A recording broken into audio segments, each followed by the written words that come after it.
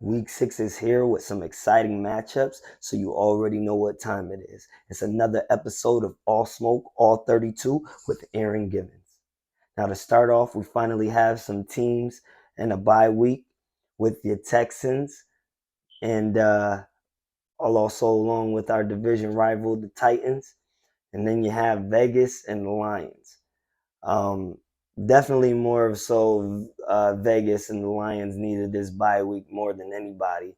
Lions really coming off of that embarrassing loss to the third string quarterback and Zappy with the Patriots and just not even being able to find a way to score at least three. And then you have Vegas ending the game offensively with receivers colliding into each other with Humphrey and uh, Adams, and it really looks like Adams is going to be going through more than football woes and pushing the cameraman and now having a misdemeanor assault charge against him. It's looking pretty bad for the Raiders, and I honestly like the fact that we get to play them this upcoming uh, game after the bye week. It's going to be interesting, but let's stick to week 6, shall we? First up, we have the Pats at the Browns.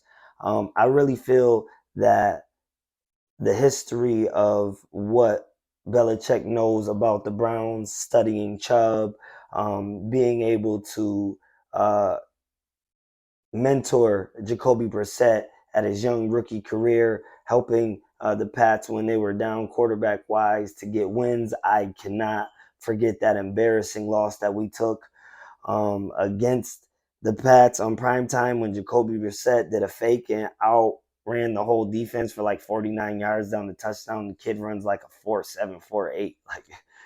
Like, man, that was tough. So I honestly like the Pats in this one. Give me the Pats in a close one, 24-17. Next, we have the Jags at the Colts. Uh, this division rivalry is definitely something that personally I like, but can really care less about these two teams. I think it's going to be a decent game, not too high scoring, but definitely something for the AFC South fans to actually give attention to. But I really got the Colts in this one. This is their revenge game, really coming off of a shutout loss to the Jags just a couple weeks ago. They know them fairly well because it was not that long ago playing them. So I really like the Colts in this one, squeaking away 20-16. Next, we have the Vikings at the Dolphins.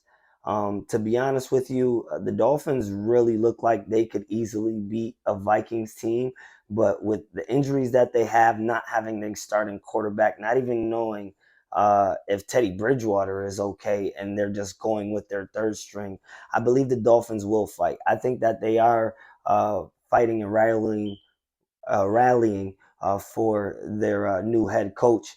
And I really feel that down the line, as long as they can get a healthy Tua back, they'll be okay. But the Vikings just look too good with the deep threats of Justin Jefferson and Thielen being able to take the top off of a defense as well. So honestly, give me the Vikings in a blowout on the road, 31-10.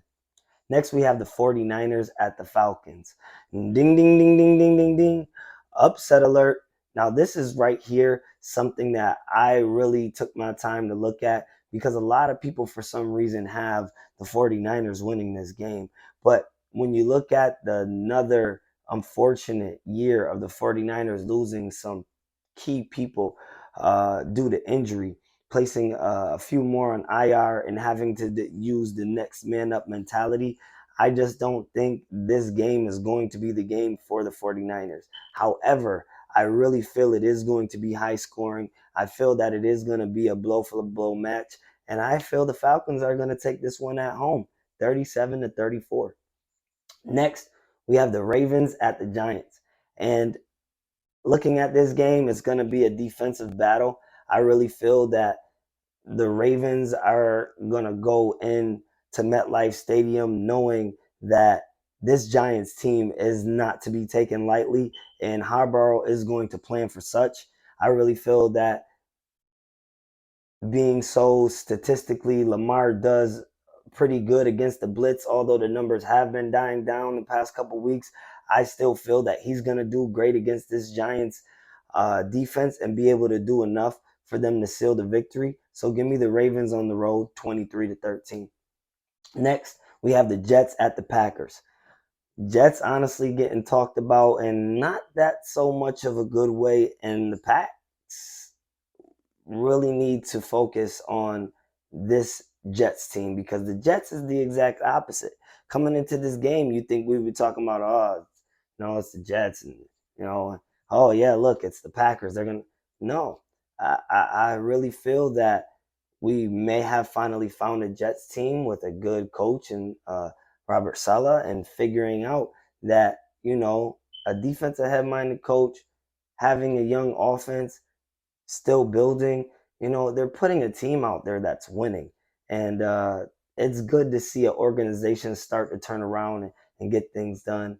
But this is the Packers game to really demolish. They really just lost to the Giants.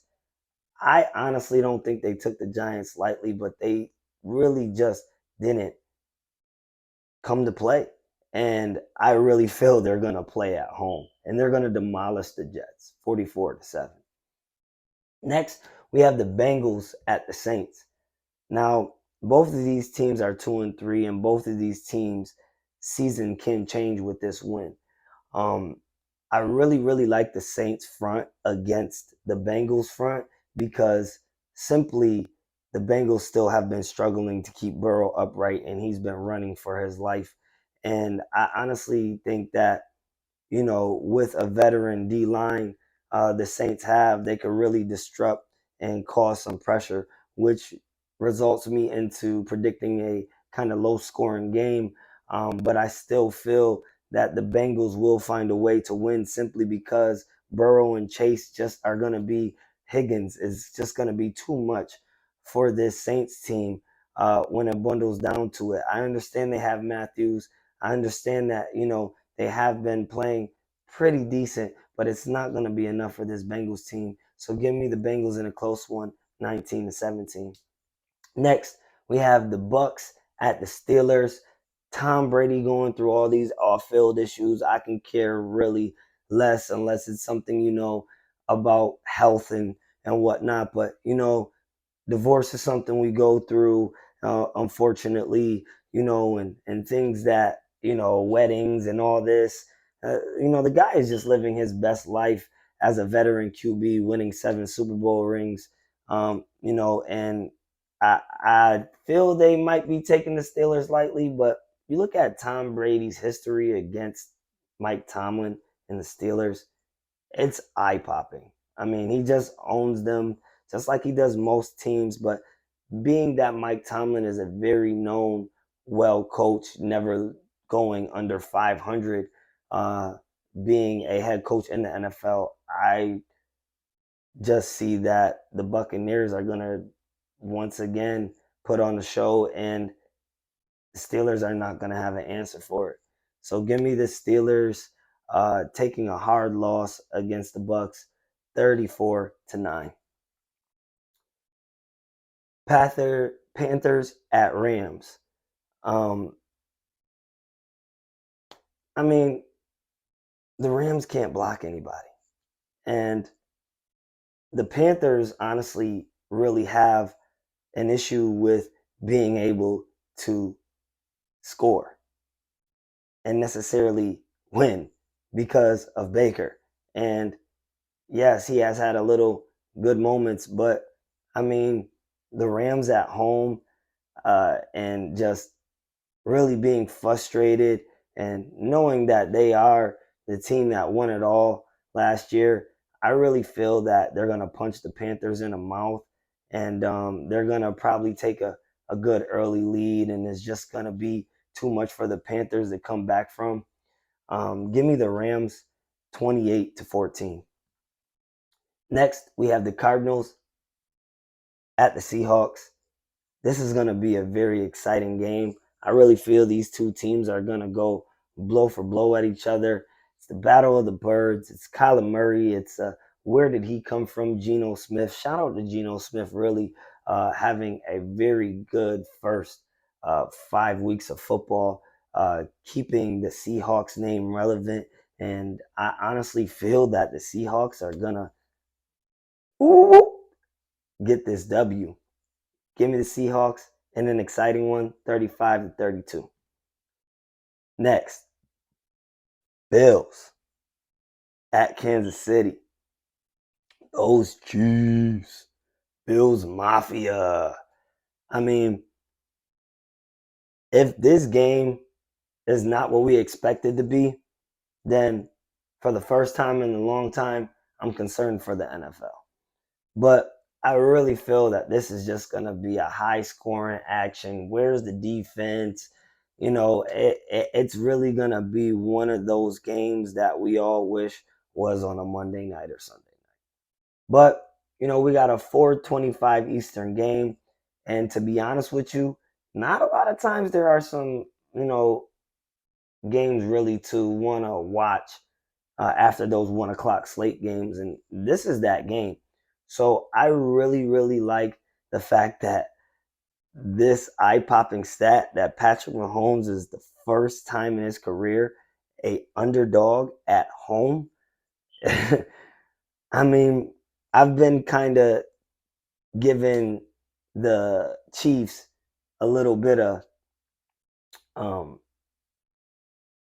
what would you like to say, under the radar looks, because I have been giving them credit, but I haven't been picking them. And I've been giving the Bills all the praise, and I pick them every week so far. But I got to go with Kansas City. I really feel at home, and knowing that they're clicking more, figuring out ways to get Kelsey more even involved than ever before. I mean, it's really looking like the Bills are just going to have to take a tough loss on this one, and it's not going to hurt them too bad, because it's just going to be something to build for them to see them when they do see them in the playoffs. So give me the Chiefs in a close one, 41-38. Last but not least, we have that division rivalry against those Cowboys visiting those Philadelphia Eagles. They don't like each other. It's going to be a blow for blow. Cooper Rush has been doing a great job managing. I don't think the guy has thrown for over 250 yards in a single game, but he's winning. And the Eagles are definitely on notice with being the only undefeated team left in the league. I really feel this is going to be a close game. I feel it's going to be so close that it goes into overtime. And I really feel that the Eagles are going to be able to keep that streak alive. Give me the Eagles in a close one, 24-21.